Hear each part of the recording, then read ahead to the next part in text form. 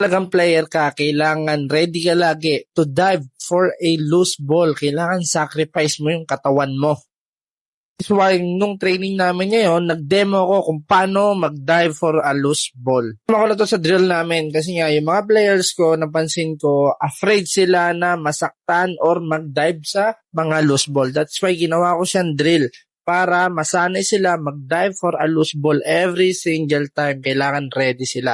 Kasi doon mo makikita yung puso and kagustuhan ng mga player mo na manalo. Kagaya nito, hindi siya sanay, no? So, pinaulit ko ng pinaulit hanggang sa ma-ready na siya to sacrifice his body para makuha yung bola.